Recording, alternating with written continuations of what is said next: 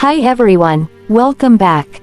Today we're diving into a topic that so many new moms have questions about, and that is breastfeeding and using a milk pump. I know from my own experience that breastfeeding can be beautiful, but it also comes with challenges. A breast pump can be such a lifesaver, whether you're going back to work, want to share feeding with your partner, or just need a break while still making sure your baby gets the best nutrition possible. So in this video, I'll show you how to use a milk pump, what to expect, and some of my favorite tips to make your pumping journey easier. Let's start with why you might use a pump. Breastfeeding on demand works for many moms, but life isn't always predictable.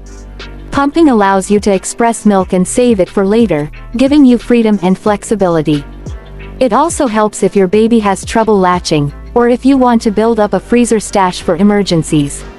Another big reason is that pumping can actually help increase your supply by giving your body extra stimulation.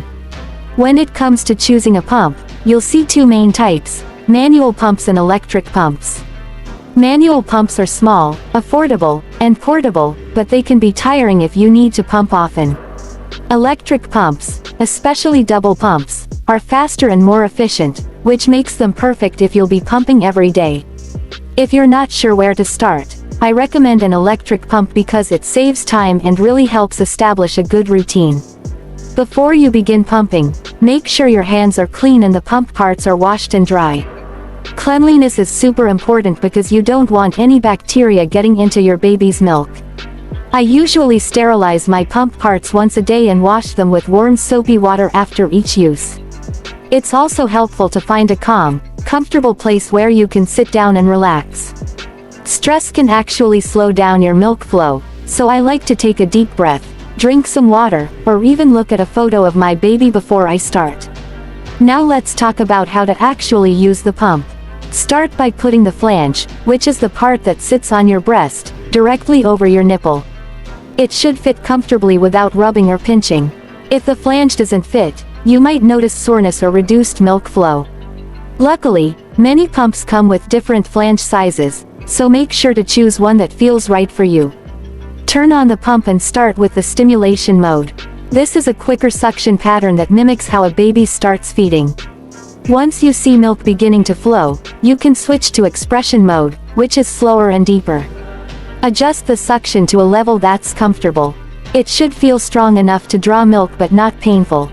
Pumping shouldn't hurt. If it does, try lowering the suction or adjusting the position. Each session usually lasts around 15 to 20 minutes, but it's different for every mom. Some will finish faster, and some will take longer. Don't focus too much on the exact number of ounces. Your body will adjust and your supply will grow the more you pump consistently. Remember, this is a process, and every mom's body is unique. When you're finished, carefully remove the pump and pour the milk into a clean storage bottle or bag. Always label it with the date and time before storing it in the fridge or freezer. Fresh milk can sit at room temperature for about 4 hours, in the fridge for up to 4 days, and in the freezer for several months. Following these guidelines makes sure your baby always gets safe, fresh milk. Cleaning up after a session is also really important. Wash all the pump parts that touched milk with warm soapy water, rinse, and let them air dry. Some moms like to keep their pump parts in the refrigerator between sessions to save time, but personally I prefer washing them every time, especially in the first months.